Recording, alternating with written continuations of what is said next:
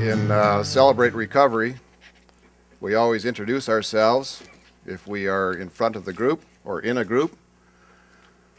My name is Jim. I struggle with lust, coveting, and envy. It took me a long time to be able to introduce myself that way. Because in Celebrate Recovery, there is a dress code. If you go to Celebrate Recovery, this is a must in the dress code.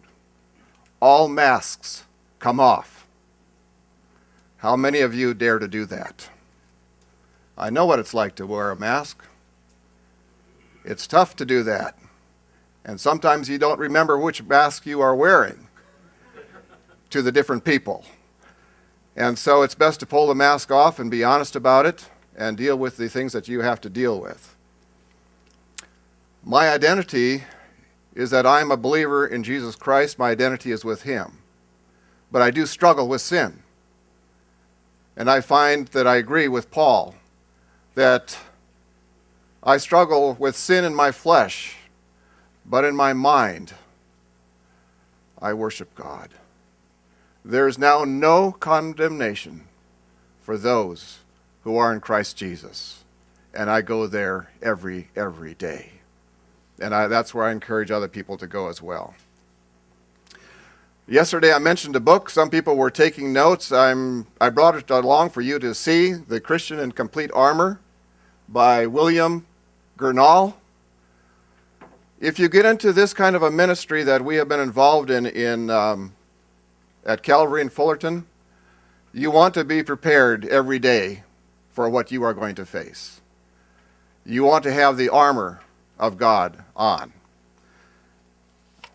I'm just going to read you a portion of the January 22nd devotional. God makes His saints armor. Look closely at the label to see whether the armor you wear is the workmanship of God or not. There are many imitations on the market nowadays. It is Satan's game, if he cannot keep the sinner satisfied in his naked, lustful state, to coax him into some flimsy thing or other that by itself will neither do him good nor Satan harm. Perhaps it is church attendance or good works or some self-imposed penance by which he intends to impress both God and man. Do such impersonators believe in God?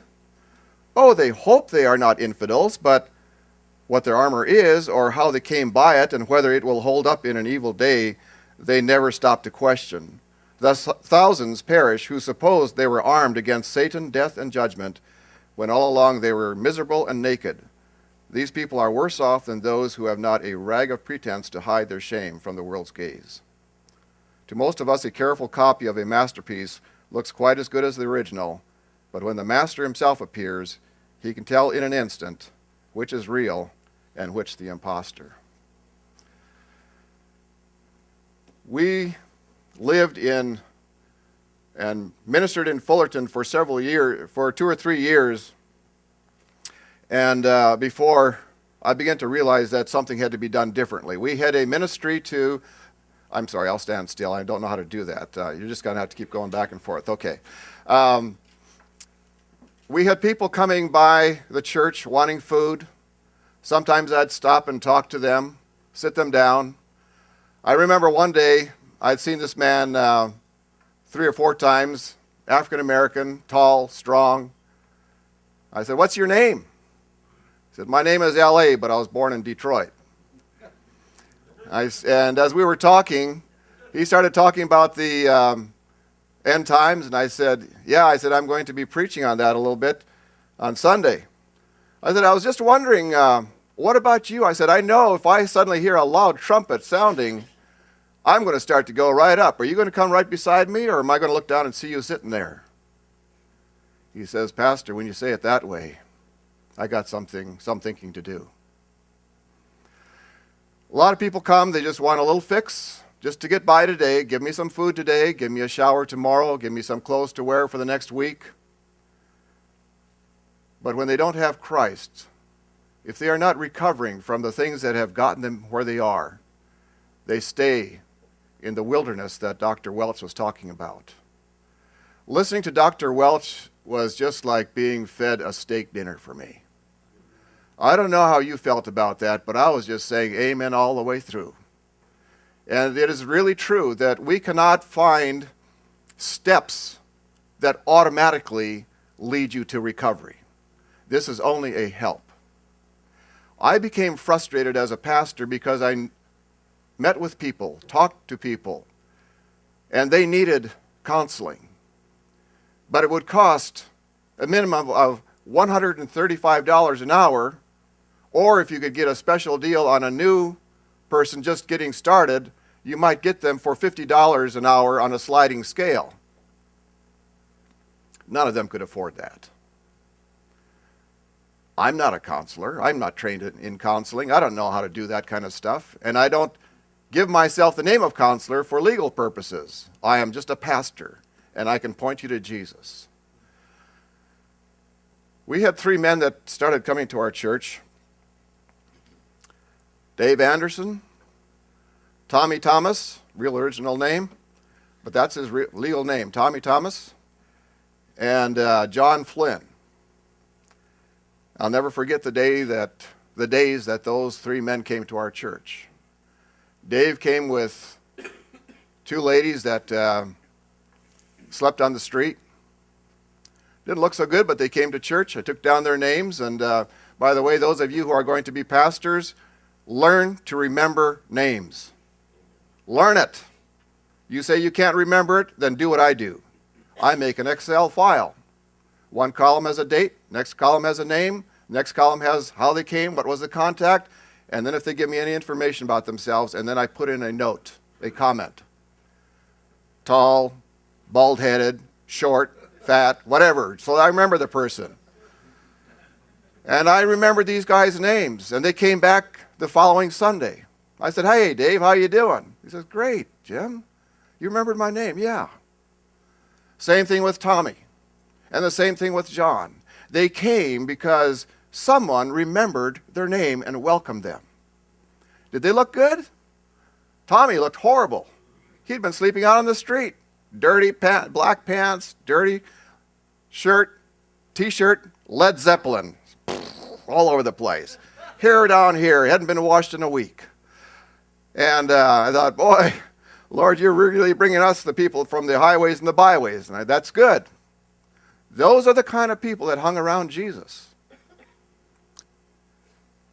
And after they'd been with us for a while, they got into Bible studies and coming to church, and they expressed faith in Christ. Dave Anderson is one of our trustees now. Tommy Thomas is a great guitar player, and he plays on our worship team. And John Flynn is our poet. He has a poem for every occasion, for New Year's and Christmas and Easter and Pastor's Day and my birthday and all on and on and on. And it's, you know, it's when you get to know John, you can hear him speaking. And he's involved with the Celebrate Recovery Ministry. These 3 men came to me after they'd been with us for about a year, and they said, "Jim, we need to get a Celebrate Recovery Ministry going in our church." I said, "I know nothing about Celebrate Recovery." They said, "Well, come with us. We'll take you to a Celebrate Recovery meeting, and you can see what it's like." Whew. I got in there and I thought, whoa, what kind of a group of people am I getting into here? I mean, there was a guy that came in limping in, and he had on a black leather jacket with all kinds of silver stuff on it, and there was chains, and he had gloves with his finger sticking out the end of it, and a crazy hat on, and introduced himself as a believer in Jesus Christ. I thought, is that what believers in Jesus Christ look like? And there was all kinds. Women with hardships. Oh, wow. Do we do this kind of a thing? They said, "Pray about it, Jim. Just pray about it." So I said, "Okay, let's get going. What do we do?" They said, "Well, we know a man, Dave Williams. He's been to the summit at Saddleback, where they train people as to how to do Celebrate Recovery. And he's willing to train you, Jim. And the pastor from this other church is willing to come and help with the worship team to get you guys going." So we launched this, and we began by preaching a series of 8 there was 8 sermons that Rick Warren has put together on the 8 principles that we use in Celebrate Recovery. Andy Olson was with me at the time, and he preached some of them, and I preached some of them. That was to prepare the congregation for what we were going to be dealing with. Don't expect your congregation to be really excited about it. We don't like those people in our church. What are they going to do to us? Well, those people, Jesus died for them, and Jesus is calling to them. And those kind of people hung out with Jesus. So we got going. Started on October 20th, 2010. A ragtag bunch of people came, invited all the people that we could think of that might want to be there. We were probably about 25 people, and we got started. And it's been quite a ride. We've had close to 300 people come through our doors since that time. We average between 25 and 40 people on a Wednesday evening. And the testimonies have started to build, and we're going to hear a couple of them in just a bit. Would I ever go back to the way it was before? It was easier, except that my conscience was never still. I was never still. I thought, how do we help these people that walk by on the street? Roger no shoes. Roger never wears shoes. Rain or shine, cold or hot, he never wears shoes. And if he has shoes, he carries them in his hand. And he walked into church, he sits down, he'll stay and listen to as much as he wants to, and then just casually gets up and walks out. And he's dealing with a lot of mental issues. But I'd go out for walks in the morning, and I'd run into Roger, and I'd say, "How you doing, Roger?" He said, "Fine, Pastor." Or sometimes he'd say, "I don't want to talk to you today." But then I ran into somebody else. They said, "You know what Roger said about you the other day?" I said, "No, not what did he say?" He said, "Pastor saw me, and he remembered my name, and he said, 'Hi, Roger.'" Remember people's names, for crying out loud. They want to know that they are something. When you don't remember their names, they feel like they are nothing. So we got into Celebrate Recovery, which is not an AA program. It is a Christ-based program. And we do use the 12 steps, but we acknowledge Jesus Christ as the higher power. And I don't like that expression because Jesus Christ is the Son of God. And he is the highest power, if you wish to call him anything, not just the higher power. You see, in AA, you can worship that clock up there. And if that's your higher power, you trust that to help you through things. And that thing can do you no good. But we point to Jesus all the time.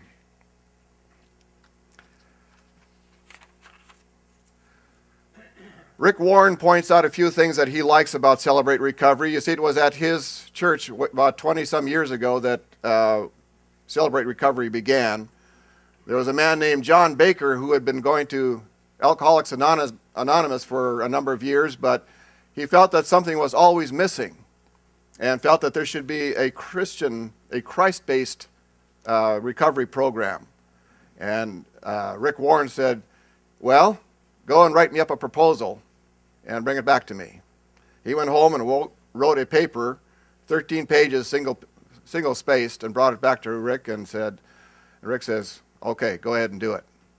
And they began with about a little over 40 people back then, and now they've had, I think it's over 17, it's almost 20,000 people that have come through their Celebrate Recovery program. And of those that came through there, 85% came from 85% came from outside of the church. And 70% have remained there and have become servants in their church. We see people's lives that are being changed. Rick likes this because it's based on Jesus' words. You have in front of you some sheets there that we're going to get to a little bit later, which I will show how they are, how we use the Word of God alongside of these steps. We do not preach a vagueness about God, we preach Jesus Christ. Celebrate Recovery is clear that the highest power is Jesus Christ. And only Jesus can help us recover from our hurts, habits, and hang-ups. I was sheltered here in the Midwest. I thought, the worst ones are just some of the people I'd see downtown here, and I did not recognize the homeless people in Fergus Falls. I have heard testimonies that you would not believe. And I just met 5 weeks ago, I met a woman who, when she was a girl, was a sex slave for somebody for 5 years until she escaped. She had listened to my testimony of forgiveness, forgiving the people that had killed my parents. And I heard her testimony of forgiveness of the one who had owned her and abused her. And she'd forgiven that person. I said, my act of forgiveness pales in insignificance compared to what you have done.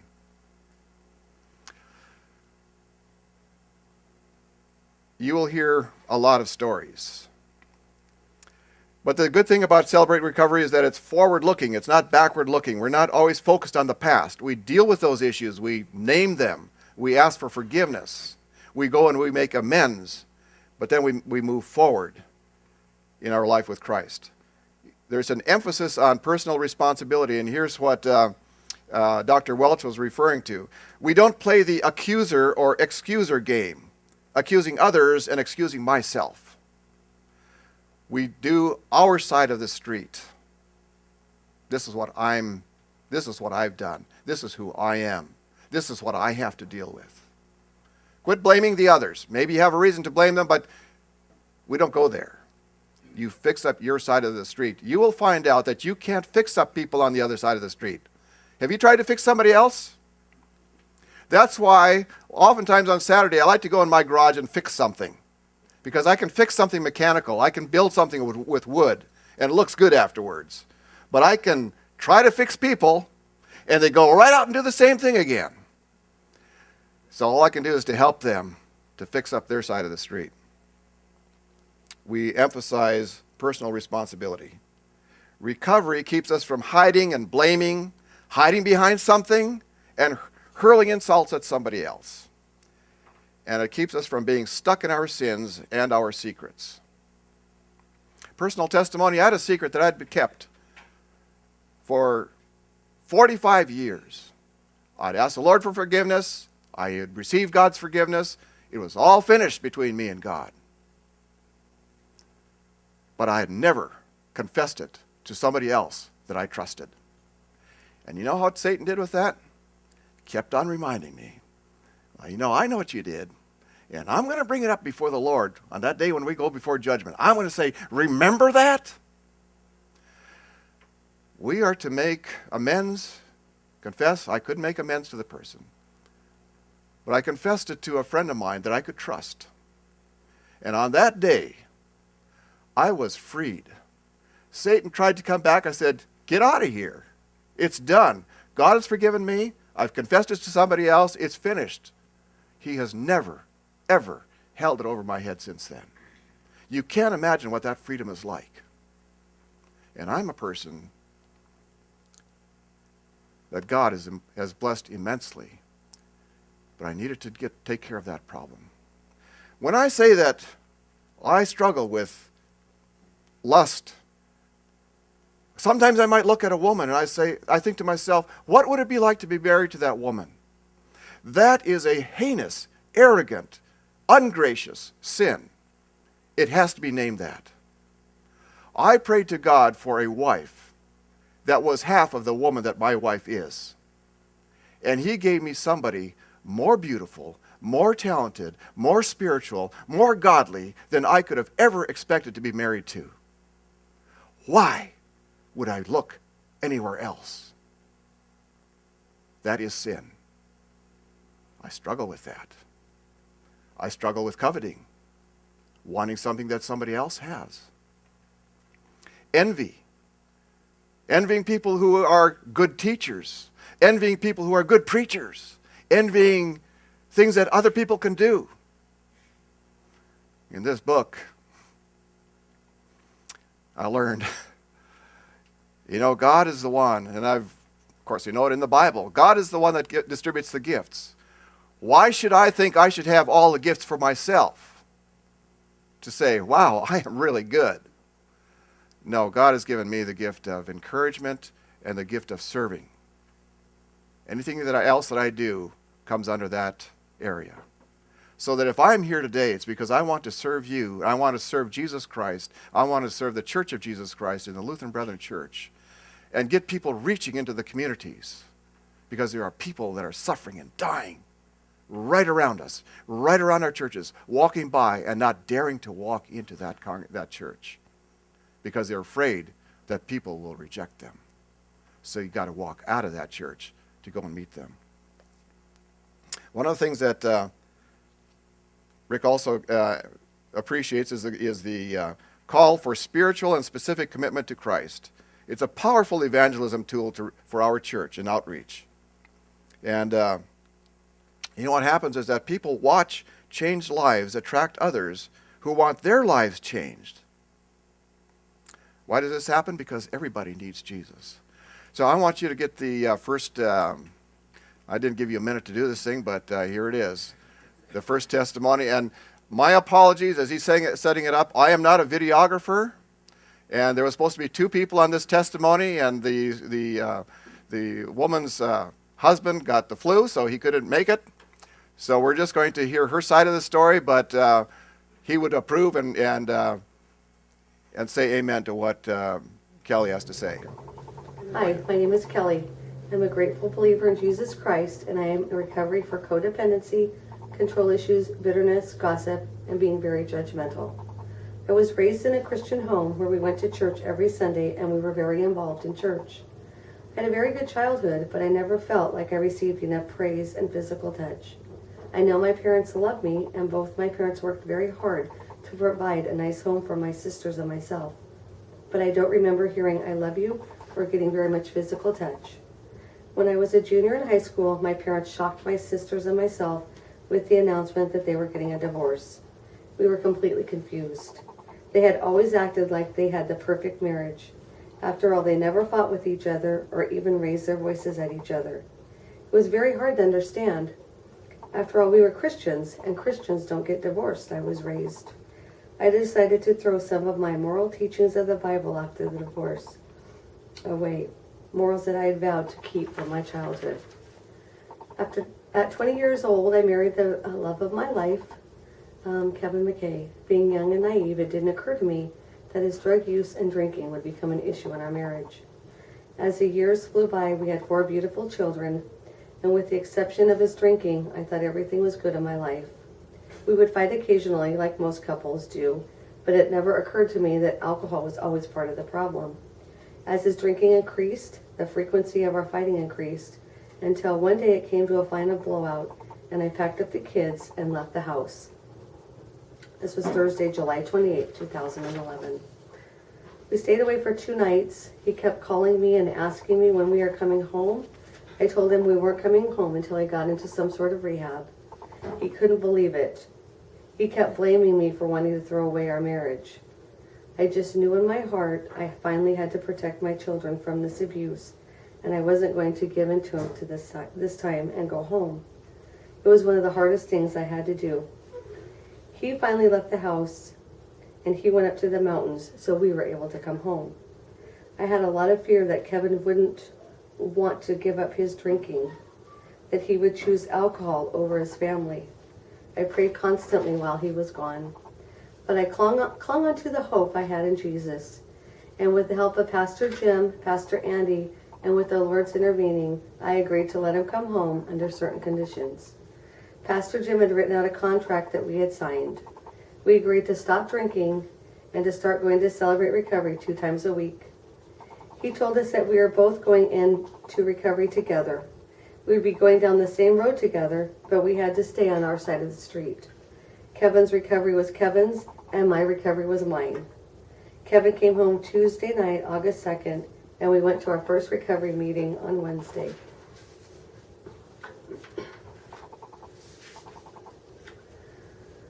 I was glad he was home and that he agreed to stop drinking, but I wasn't happy about having to go to Celebrate Recovery. After all, I didn't have the problem he did. So we sat in our first meeting, and my bad attitude got worse and worse. Step 1, they read, I am not God. And I was thinking, that's stupid. I never thought I was God. They continued, I have made a mess of my life, and my life is out of control. Well, I guess that was true, I had to admit. The more steps they read, the more upset I got. It was all hitting me square in the face, and I was realizing that I wasn't as perfect as I thought I was. That I had had problems, and I was part of the problems in this marriage. Now I was really mad at Kevin. Not only do I not have a drinking problem, and he is the reason we are here, but now I am realizing I have some problems of my own, and now I will have to deal with them too. And I was scared. I was so mad at him with everything I was hearing. If I hadn't signed the contract with Pastor Jim, I would have never gone back to a Celebrate Recovery meeting, and that would have been a tremendous mistake. We continued to go to meetings, and I started to allow God to soften my heart. I realized I wasn't perfect, and I had made a mess of my life. But it was not my job to be in control of my life. That job belonged to God. The summer passed, and things were getting better within our home and within our marriage. Kevin wasn't drinking, and there was a change in him that was a miracle. He was happy and joyful. His anger was under control. It seems the more he improved, the more I realized my problems. I realized I was a grudge holder and a very bitter person. I was very judgmental, and I struggled with gossip. I felt I was so much better than so many other people. And I finally had to confess that I was a control freak. As I was letting God work in me, it was easier to accept, and the work on my heart's habits and hang-ups got easier. I had hope in the Lord that he was going to help me change into the woman he wanted me to be. In 1 Timothy 4:10 it reads, "This is why we work hard and continue to struggle. For our hope is in the living God, who is the Savior of all people." I would like to share with you one of my stories he has done in my life. For years I had been holding a grudge against an acquaintance. She hurt someone I loved years ago, and I just couldn't stand to look at her or even be around her. I would avoid her at all costs, and when I would see her, I would seethe with hatred. This person never did anything to me personally, yet I felt the right to hate her. As I was letting God work on my bitterness, I could feel my heart starting to soften. If I saw her, I wouldn't turn and pretend I didn't see her. I would make eye contact with her and say hi. I was even starting to be kind and actually started to like her. You see, I really didn't know her very well. But again, I felt I had the right to judge her and to be unkind to her because she hurt someone I cared about. The funny thing is that the person I had been holding my bitterness toward had no idea how I felt about her. My friend that she hurt had gone on with her life, but I continued to hold on to the bitterness I had against her. I was only hurting myself. One morning I was getting ready for work, and I thought to myself that I hadn't seen this person in a while, and I should text her and let her know that I missed her. I tried to talk myself out of it, but God prompted me to do it. I went and got my cell phone, sat down on my bed, and started to text her. As I began asking her if everything was okay, my eyes started to well up. God was starting to uproot the bitterness I was holding against her. The more I texted, the less I could see. My eyes were filling up with tears, and I was sobbing. When I finished my text and pushed the send button, God yanked the weed of bitterness out of me, roots and all. I felt a peace I had never felt before. I felt so free. I was crying so hard. When I went to tell Kevin what God had done, he thought something terrible had happened, but it was just the opposite.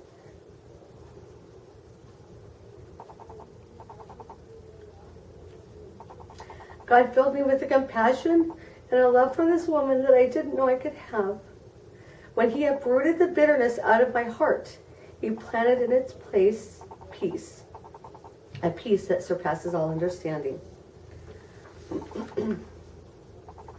As I allowed God to uproot my need to control everything in my life, my fear, my gossiping, and my bitterness, he replaced it with joy, peace, and a hope I had never known before. I still have lots of work to do. I still struggle every day. But with hope in the Lord, I continue in my recovery. I know that God is in control of my life, and I will not be fully recovered until he takes me home to glory. I am so thankful for Celebrate Recovery. This program works because it comes straight from the Bible. I'm closer today with my kids, my husband, my friends, family, and most importantly to my God, thanks to Celebrate Recovery. In Ephesians 3:20 it says, "Now glory be to God, who by his mighty powers are at work within us, able to do far more than we could ever dare to ask or even dream of, infinitely beyond our highest prayers, desires, thoughts, or hopes." This is a living God that I serve, a personal God and a God of power, love, and grace. Thank you for letting me share.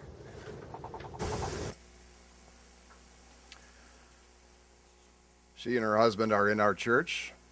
Their lives are being observed, and people are starting to come and try to go through recovery themselves. That's one of the blessings of this. These were leaders in our church. They stepped down for a while to go through recovery. We did not have the Celebrate Recovery steps at our church, and so they went to another church for those recovery steps. Now they completed that recovery material, and that's available, excuse me as I'm moving around here, but okay. We use these step studies. There are 4 booklets with a total of 25 lessons in there, and these are filled out with questions that are really deal with your past and what you are dealing with right now, and just helps you to start to work through these things. And you have to be honest about it. This will work as well as you are honest. Now, if you want to keep your mask on, you'll just keep on dealing with the old issues and you'll never get out of it. But when you begin to unmask yourself and deal with this honestly, these things are shared in a small group. Now, there are certain requirements in that small group. I'll get to that in a little bit. We also use the Celebrate Recovery Bible, which is an NIV version, and it has a lot of material in here. There are devotionals, there are testimonies, there's connections with the different steps, so that as you study the Bible, you will be seeing how it relates to your life in the recovery. We use it quite a bit, and it's been very helpful as we deal with different people. I'm going to be leaving this Bible and the 4 step study booklets here at the seminary so that you can peruse them yourself and criticize them or go through recovery yourself. We emphasize the fact that everybody needs to go through recovery. Why? We're all sinners. We're all sinners. And we just learn how to put on our mask. We learn how to put things to the side, and we come looking nice and pretty. And probably the family's been fighting on the way to church, and finally just we got there, Mom went over and wiped the tears off the eyes because Dad had screamed at the kids and so forth. And we walk in and we look real nice. How you doing? Fine. Pull off the mask. Oh, it doesn't look good. Put the mask back on again. Recovery deals with that. Celebrate Recovery emphasizes that growth and healing come in the context of a group. And take the sheets that you have there, and you will go to the one that says Open Share Group Format. I'm not sure where that is in that group. Open Share Group Format. You find that?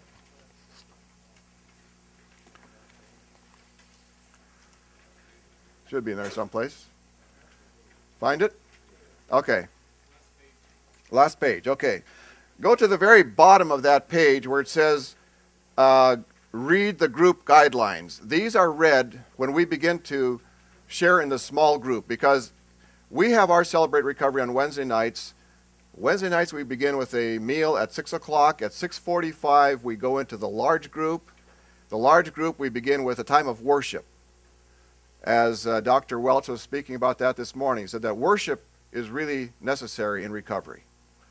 For some people that come to Celebrate Recovery, this is the only time that they go into a church. It is the only time that they will sing songs of worship to God.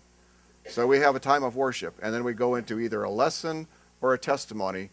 Afterwards, we take a little break, and we come into the small groups. And the small groups are gender-based. Women in the women's groups, men in the men's groups, and then those can be divided up. We have 3 men's groups, one deals with anger, one deals with substance abuse, and one is just kind of general for everybody. And the women, I think they're going to have to divide up pretty soon because they are now 14 women and it takes forever for everybody to say something. So we have a timer so that the timer goes off at 4 minutes. And so people have to wrap it up in 4 minutes. But you address things that concern are on your side of the fence. You don't name other people's names there. And what is discussed in the small group does not go out of that small group. You don't share with other people who was there in your small group. You don't share with other people what you heard in that small group. It stays there. And if you start to share outside, you are reprimanded severely and probably will not be permitted to come back into the small group until you understand how bad of a thing you've actually done. Because people learn to trust each other. And when you think of it, what would it be like to be part of a congregation where you could share intimate problems that you have with somebody and know that it is not going to be thrown out in the wind like feathers to the wind, but that would stay there and that the person that heard what you were saying would pray with you, pray you through that. So these are the guidelines.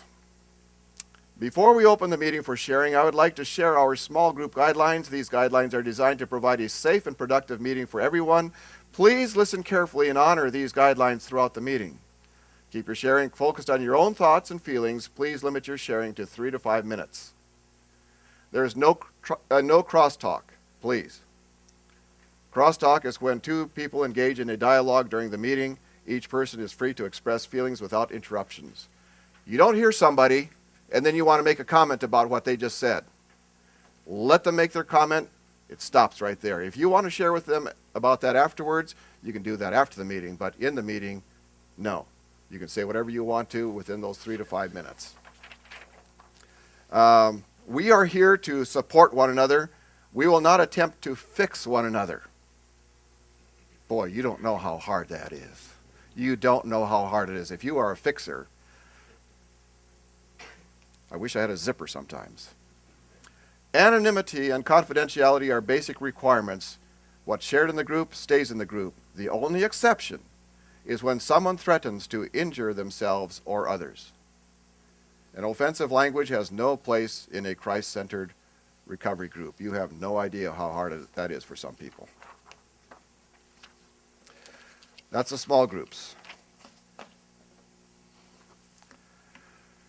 Some of you will have problems with this. Those of you who are pastors, if you go into that small group, how much are you going to share? What will you share? Will you bare your soul, or are you going to hide yourself? Are you going to keep your mask on? You know, I'm the shepherd of this flock, and I have a special in with Jesus, and so I'm really pretty good. I don't have any problems in my life. I can't tell you the words that they would say to you. It wouldn't be appropriate in the seminary building to say that, nor in the presence of God. Well, you'd be surprised. So you have to be honest, and it's when you are being honest with them, and it's in this small group. You have to learn to trust each other, and that is really, really very, very hard.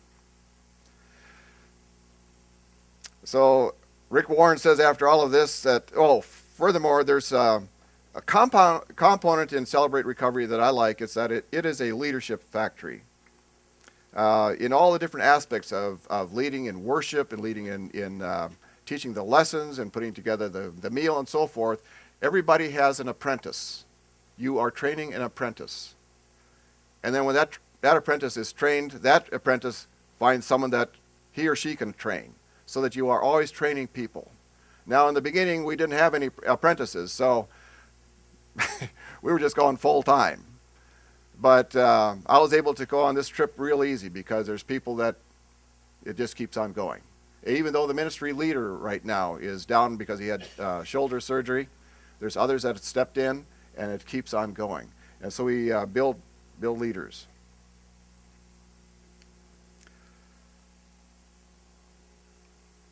To get involved in this, it's going to take a while to get going. You have to give it 2 years of full support. And as a senior pastor, you have to support it. The minute you start to back off in the beginning, it'll just fall apart.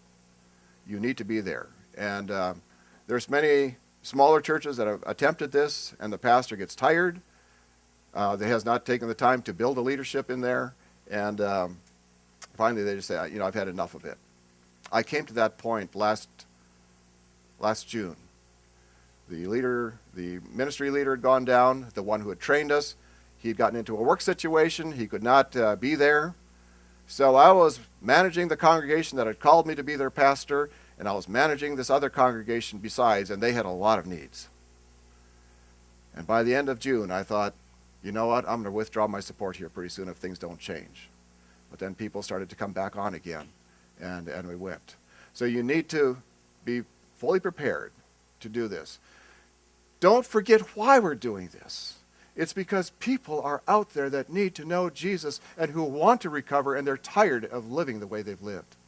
Don't ever forget that. And don't ever forget that Jesus loves them so much, and they're not going to hear about Jesus unless you and I get in there and talk to them this way. When you get into Celebrate Recovery, there are certain things that are always there. Every meeting, the big group meeting, we will either read the 8 principles based on the Beatitudes, or we will read the Celebrate Recovery 12 Steps in Scriptures. Every other meeting, these things are read. We will call up 2 volunteers to come, and one person will read, for example, on the 8 principles there, realize I'm not God, I admit that I am powerless to control my tendency to do the wrong thing and that my life is unmanageable, and then the other person will read, happy are those who know they are spiritually poor, until we go through that. So every week, these are read. It gets into a person's mind. And they're big on acrostics. I should say we're big on acrostics, but that's kind of I'm not big on acrostics, but some people really like acrostics, and so there's acrostics all over the place. For some people it's really useful, and they found that to be useful. Anyway, we find that an awful lot in the Celebrate Recovery ministry. Developing a team is very, very important to us. And so if you go to that one, the page that says Team Leadership Strategy, again, voila, there's the acrostics. Team, training coach. E, encourager coach. A, assimilation coach. M, ministry leader. We need these to be part of the leadership team. We had our training coach, Dave Williams, still with us. We have the encourager coach, Kevin McKay, who was the other half of this group here, this woman here. And the assimilation coach, Carl Robinson. And then the ministry leader is Jay Saladino. Quite a group of people. And these people are working with others to train them to take over, to be able to step in when they can't be there. And that gives their various responsibilities. We are not good at all of this. We should have had people go to the summit from the very beginning. I wish that we could have done that, but we couldn't afford it. It costs, I think, something like $1,200 or $1,300 for a 3-day seminar at Saddleback. But people who go there come back, and they are very, very well equipped to manage this. Now, we have been at our church taking up an offering every Wednesday night to support this ministry. And through that, we've saved up enough money now where we can send at least 2, maybe 3 people to the summit this coming year to be trained in. And they will help to keep that ministry going with the training that they receive. Because some of these things, as I was looking over this thing, the different coaches and so forth, there's elements here that we are not doing. And that's because we have not had the training for all of that. So I would really encourage you to be able to do that if possible. But if not, find somebody in the area who has been there and have them come and train you. I looked at Minnesota and North Dakota to see how many Celebrate Recoveries there are in this area, and there's not very many. There's one here in Fergus Falls at the Nazarene Church. God bless them. I just talked to Randy Halverson night before last. He said they have about 20 to 25 people that come on Thursday nights. I would encourage you to go and listen, observe, see what it's like. It's exciting.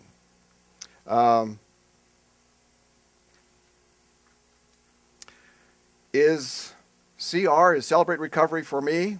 Celebrate Recovery offers a person the opportunity to participate in a group fellowship where love and hope combine with God's purpose to mend our lives. So much emphasis is on the working together as a group. Working together as a group. People are isolated. Some people come there. This is the one opportunity that they have in the week to visit with somebody, to share about Christ, the things that they are dealing with. If they're going through some tough times, if they need encouragement, they will get it from their brothers and sisters. We give each other our cell phone numbers so that they can call us or we can call them and check and see how they're doing. We go through recovery together. I can't escape it. These crazy cell phones, you have to turn them off in order to get out of anything. But then I know that when I do that, I'm cutting myself off from 2 or 3 men that need to be able to contact me at all times. I told them I'd be gone, so they're giving me a lot of space. But in Celebrate Recovery, I might ask myself the question, are there things in my life that I do that hurt others? I hated going through that process because I had been raised to, when I'd hurt somebody, to ask for forgiveness, to deal with the thing. But maybe somebody's hurt me. Maybe there's some issues that have not been dealt with.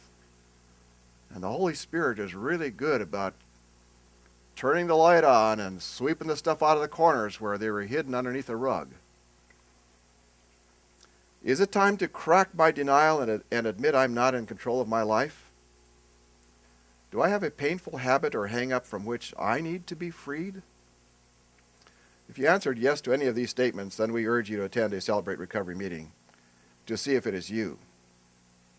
All these questions are dealt with, and we need to remain confidential. I think we went through that one, yes. What type of issues are dealt with at Celebrate Recovery? Here's where people get it wrong. They think that it is only for alcoholics and drug addicts. We deal with a variety of hurts, hang-ups, and harmful behaviors or habits. They include dependency on alcohol or drugs, pornography, sexual addiction, low self-esteem, need to control, depression, anger, codependency, depression, fear of rejection, fear of abandonment, perfectionism, broken relationships, and abuse, both verbal, physical, sexual, self-centeredness. I've heard just about everything. And I find people dealing with it. And I praise God as I watch these people walking into recovery. So when you get into the Celebrate Recovery, the DNA of it is we'll be using the Bible. We use the 12 steps, the 8 principles, the step studies that help us work through all of this, the meetings every week. Oh, one of the things that we have to remember here is the 10 Commandments. Good for you women to know this when you're dealing with different people. And pastors, absolutely remember this. Don't violate it. Thou shalt not visit the opposite sex alone at home. Thou shalt not counsel the opposite sex alone at the office. Thou shalt not counsel the opposite sex more than once without that person's mate. Refer them to somebody else. Thou shalt not go to lunch alone with the opposite sex. Thou shalt not kiss any attender of the opposite sex. Thou shalt not discuss. We had a problem with that. The one lady in our church that in our group, she's just the friendliest. She's one of the kindest women I have ever met. Gentle, helping people out, and she's free with the hugs and so forth. It means nothing more than that, just that she loves people. But we ran into a problem with that because one couple that was coming there, their marriage was fragile. And the wife suspected that her husband was messing around. And when her husband had done something to help her own husband to get someplace, Her husband came and said, "Thank you so much for doing this." And she said, "Oh, it's okay." They were gone. She said, "I will not be in a place where another woman can hug my husband." Careful. Careful. I don't know, in the Midwest, we're just kind of like, don't get close to me kind of a thing. But California, they hug and kiss all the time, it seems like. And so get done with some church services, and boy, I tell you, you have a whole array of cologne coming off from you. So anyway, not because they're kissing me, just hugging me. Thou shalt not kiss any attender of the opposite sex. Thou shalt not discuss detailed sexual problems with the opposite sex in counseling. Thou shalt not discuss your marriage problems with an attender of the opposite sex. Thou shalt be careful in answering emails, cards, and letters from the opposite sex. Thou shalt make your administrative support your protective ally, and thou shalt pray for the integrity of all of other staff members. Just remember that. It's so necessary. By the way, you have to get used to the cultures, okay? And coming to California, it was just, I remember when I lost my job here, my job wrapped up, and I asked the Lord, I said, "Don't put me up on a shelf yet. I'm not ready for the shelf. So if you can use a used missionary and a used administrator someplace, put me there. But I want someplace that is going to be a challenge. So please put me in a place where I have to pray a lot and really dig into the Word to figure things out." Careful with that one. We might have to replace some of the carpet because there's where I kneel and pray starting to wear a little bit. That's okay. I love to talk to the Lord about these things. You live it and you pray it. And you see people, try to see people the way God sees them. We have a Feed the Hungry ministry on Saturdays, and some of those people come to our Celebrate Recovery. Last Saturday, we had a lot of new people come for whatever reason. I don't know where they came from. Sometimes they're chased out of one city, so they move over to our city. And Saturday night, I told Marilyn I got to get to bed early because I'm getting up early tomorrow. I have to be up at 3:30 to get ready to go to the plane.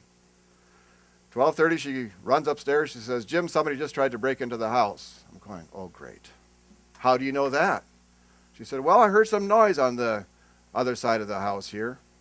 And she said, "I went outside to see what was going on." I thought, "Oh, come on, girl. You don't do that." She said, "Oh, I took the flashlight, I shined out there, and I saw the screens had been removed from the windows." Oh, boy. Now what do I do? Is this Satan just buffeting me? Is he trying to say, "Scare me, don't you go because your wife might be hurt when you're gone"? And the Lord gave me a thought. I have protected you and your wife for 7 years. One incident happens. Do you think that I'm unfaithful now? Okay. So we called the police and everything. We checked around, and the trash bin had been trashed and whatnot. But you know, that person, I found myself praying for that person because that person needs to know Jesus. He's wandering out there, doesn't have what he needs, doesn't know Jesus. Those are the people that we're called to minister to.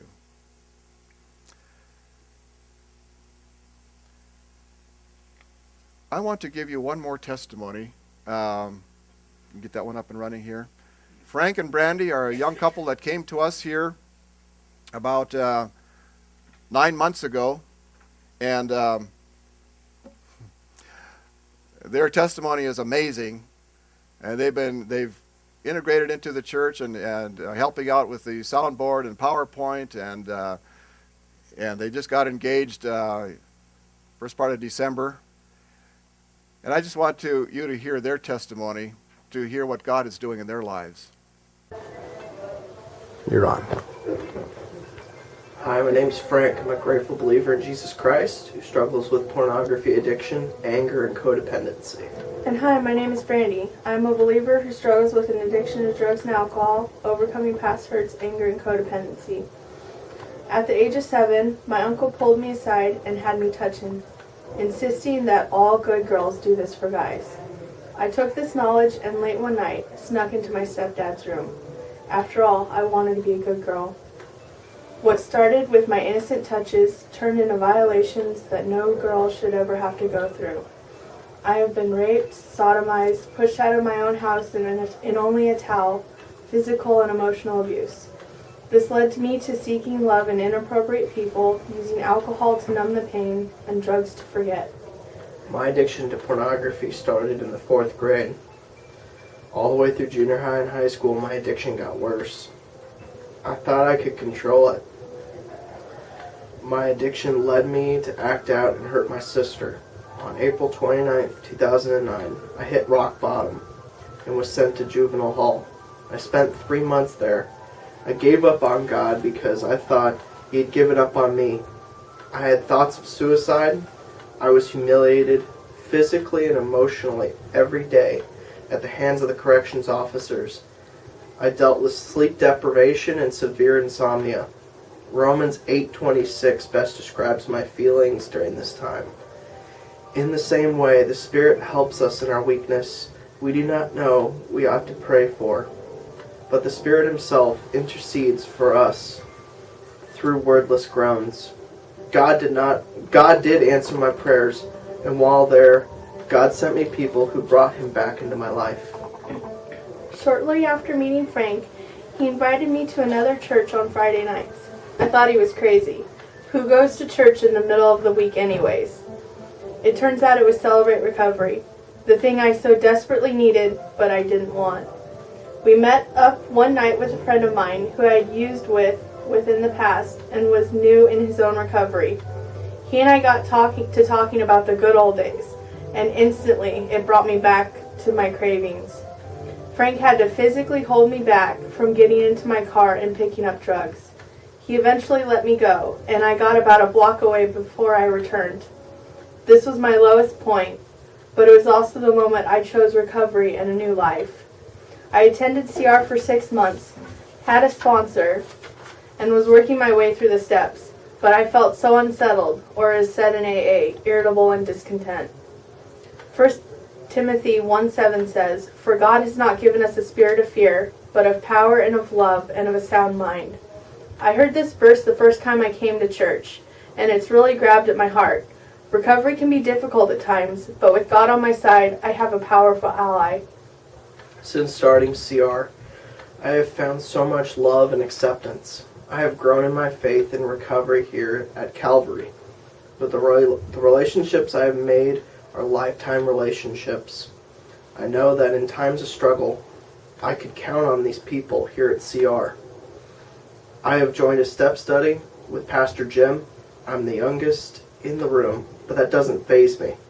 It drives me to be a better example for my generation. I think it also shows that even at my age, I can lead by example. I have taken a huge leap of faith. I left a church that I love because of the lack of growth and came to Calvary because I could feel God's presence. 6 months into my recovery, Frank turned 21. Since he isn't an alcoholic, drinking a beer or two wasn't a problem for him. When I found out, I felt so much anger and hurt and decided to step out of my own program. Those were the worst 3 days of my life. I only had 3 or 4 drinks in those days, but you see, CR and AA ruined it for me. Whatever decision I had at alcohol could fix my problems, or I think if I thought I could get away with drinking. I found myself one day, travel coffee cup in hand, halfway full of alcohol, driving to pick up Frank for church. I knew I couldn't keep up like this. My behavior was dangerous and life-threatening, both for me and for others. I had heard Calvary had a CR on Wednesdays and had been meaning to go for months. After relapsing, I had no choice but to pick up more meetings. And when Frank and I walked into the fellowship hall, I knew I'd found a home. There were people who I instantly connected with. I felt safe and knew that I could trust the women who surrounded me.